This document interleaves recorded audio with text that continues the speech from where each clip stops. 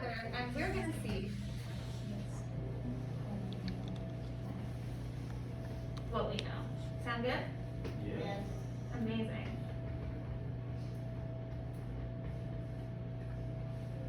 Do we have a midterm for this? Oh, we have. No. Other than the essay, is there? I forgot. Do we have? There's no test. A test. No. Okay. You don't want to take it. I don't want to grade it. All right, folks. I'm a fool. No, if you like that, don't worry, you're good. Now that we've learned we do have a midterm, who can give us a one-sentence summary of U.S. theater after World War II? You know what? This is the week that I missed, and that makes me feel rocky about this class. Like the theater of the absurd. Like, would you consider Tennessee Williams an absurdist? Oh, no, those are different units. Rhinoceros is definitely absurdism, Yeah. right? Rhinoceros, I mean, that's going to get into too complicated. The Tennessee Williams plays that we studied and that y'all know offhand, not absurd. So what would you call that? What movement would you call that? That's a question for the group. Many of whom were here that first week. Contemporary realism. Contemporary realism. I'm not social realism. That has a really specific meaning in leftist art, which is okay. It's confusing because he was trying to find ways to realistically represent society. So it feels like it should be social realism, but But isn't social realism, it's like to show the flaws of real yes, and I think that's not quite what Tennessee Williams is doing here. I don't think it's an entirely wrong framework to keep in mind. But again, typically social realism has an explicitly left-wing political aim to it, which is just not what, yeah, but it's just not what Broadway really ever has, right? Broadway's commercial. And the point of realism is to try to express life as accurately or as close to what it really is on the stage. That's the aim, yes. So if you'll recall, we had studied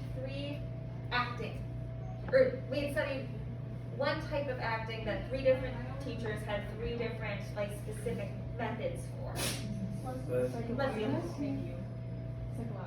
Yes, psychological realism. That's thinking about developing characters as psychologically full and complete so that they're depicting people and situations that feel to us as the audience like real life. This was also as a reminder growing out of the modernist movement in the U.S.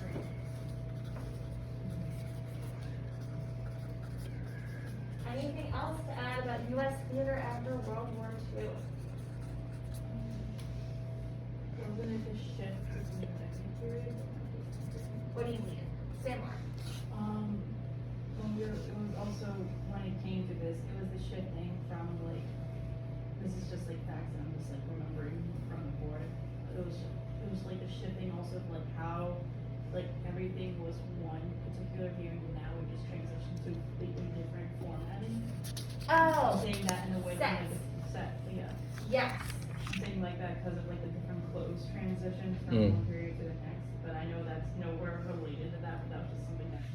No, but that's an important point, and we did talk about that with Joe Meisner. So, basically, yes, in a sort of twist of irony, melodrama and earlier realist plays tended to have more realistic looking sets that were unit sets, that were often elaborately constructed, very heavy, very large, that were meant to put the inside of a Victorian home live in this theater. But as the plays and the characters and the acting methods and directing methods became more based in psychological realism, sets actually became a little bit more abstracted as audiences by then were also accustomed to forms of film, TV a little later, but film especially, that allowed for quickly shifting settings and mise-en-scène. So you did start to see more abstract sets that were made with lighter materials that would allow for elements to be quickly moved or thrown in, flown in around. So yes, it's a great point. Anything else you want to add to U.S. theater after World War II?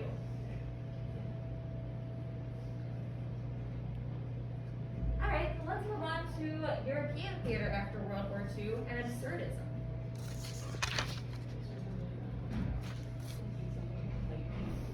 Yeah, well, It was this kind of push after the massacre that was World War II of like real life is kind of messed up. And nothing makes sense.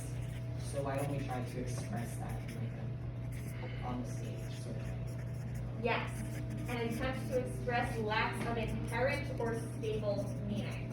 Also growing out of modernism, and this is particularly high modernism in Europe, it developed differently than in the US. What else do we remember about absurdism? That language and meaning are not the same. Yes.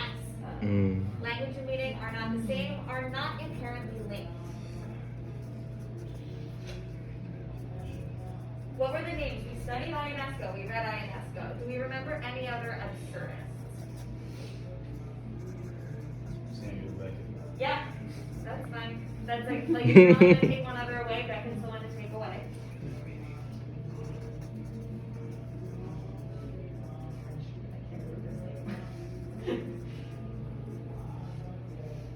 Probably Jean Genet.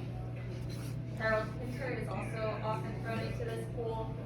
And there's one whose name I am forgetting, but he's in the PowerPoint, which is already uploaded, so you can always review it during leisure. Just rush it. So yes, anything else that we remember about absurdism? Who came up with the term, actually, is, It was like a writer or something that just noticed that this was happening. yes, Martin Esslin is the name of that critic. But it was established by a critic, not by a playwright. Now, why is that tricky for folks? Because the people who were labeled as absurdists were not actually working under like the same lens and with the same theory and techniques. So it's kind of a stretch to put them all under the same category and create meaning out of something that is supposed to be proving that there is no inherent meaning. Spot on, yes. Because it's being established by these outsiders, we're not working with artists who are consciously working as a school, as a unit, or as like a system. It is ascribing meaning to things that are meant or allegedly meant to be showing the meaninglessness of life, language, etc. It also shows, and we had talked about this with US theater as well, the continuance of this critical divide between critics and artists, where they theorize about what theater is differently, and they are two pretty separate groups of theater, or of people. Not always, as we've seen, especially with someone like Boal, but in general, there is a critical divide happening within the field. Anything else anyone wants to bring up about absurdism? Yes. I think it was like the theoretical idea of absurdism is that there's not supposed to be like a moral or meaning or anything. But then if you actually look at a lot of the plays like Rhinoceros, it feels like there's a pretty clear metaphor going on. So it's like, it's a weird kind of, it is an absurdist play sort of thing.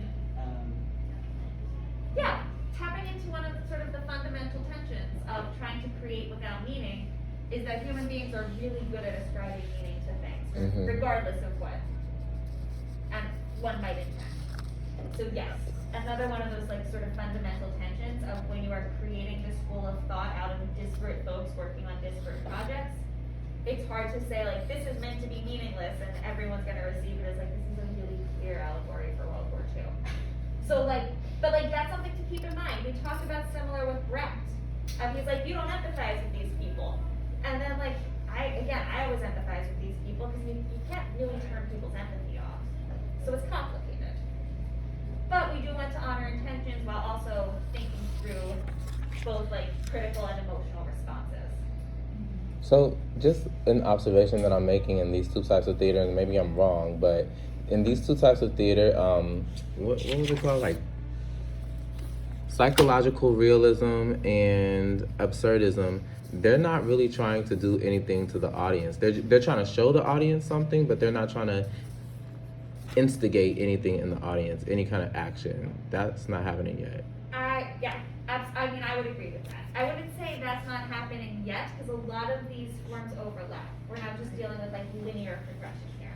It's like a multi. But Mhm. you're totally right. They're not trying to like get the audience to take any particular action. These are movements that are generally more interested in aesthetic and sensual experiences for the spectator. I was just gonna say, did we cover theater cruelty? No, that's earlier than this class and like a Oh. way that I can't really justify, but would you like to summarize it for us real quick? It was the French dude, oh my god, I totally forgot his name again. Artaud. Yes, Artaud. He is sometimes labeled an absurdist, I think. Sort of a precursor. Yeah. But he's not. But his whole thing was basically that he wanted to like shock his audience. Like he really leaned into like shock factor of being like, oh fuck you kind of thing.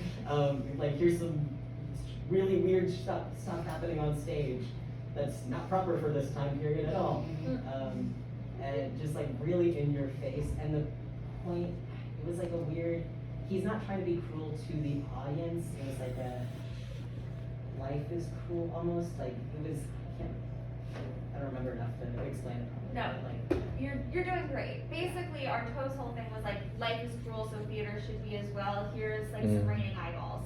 Oh my god. So it's like, it's wild. I understand why Artaud's important, but he's one, not for me, and two, outside of the scope of this particular class in ways that I don't have to teach. But yeah, I think that's an important connection to me, because what Artaud's project is to take the cruelty as the meaning, if that makes sense. Whereas what's happening in plays like Rhinoceros is that meaning and action are divorced from each other. So if a thing that is happening is cruel, that's not attached to a particular like intention, framework, or meaning, or set intention, framework, or meaning. There's, let's just say, interpretive openness there, because it's about this like destabilizing between what language is and what it means. Anything else about European theater after World War II? Alright, so let's move on to the Cultural Revolution. Who wants to give our 1 second summary, or 1 sentence summary? And I would love to hear from someone we haven't heard from yet. Go for it. I can do an attempt try. So the Cultural Revolution in China, in this case, is a transition on how they were viewing Peking opera, from it being like this colorful, extravagant, like form of theater, to then how, as time progressed on, people weren't finding that same impact of what it used to give. So they decided to transform Peking opera into films, and like they were trying to like transform that into like a much more minimalistic, looking like an average type of person on the stage, but still doing the same structure of Peking opera, and how that caught people's attention more than the original form. Solid start. I would love if someone could fill in some of those details for us though, because they're really important when it comes to revolutionary opera. Anyone else raise their hand? Right, go to you, Will. Yeah, we want to you're summarizing the Cultural Revolution in China. Ree gave us a really great start about the sort of aesthetic move, but we want to be really specific about things like who is in charge, what is the purpose of the change from like Beijing opera to revolutionary opera, and how is that being enacted and why? I remember it was a lady, it was some woman that was like really instrumental in You don't have to remember her name, but how she related to all of this. because she had a seat in the government and Yes. In what government? CCP? The CCP, yes. She was Mao Zedong's third wife. Yes. This is why I'm trying to get real specific. Yeah. Wasn't it King? What? Wasn't her name King? I believe it was. Yes. I'm not remembering offhand, I'm not gonna lie to you, but I believe you are correct. and this type of drama was to maintain a type of social order, no? Yeah. Okay. Yes. So then, sorry, just No, really no. quickly. So in the first two we are really concerned with aesthetic and the what we're representing.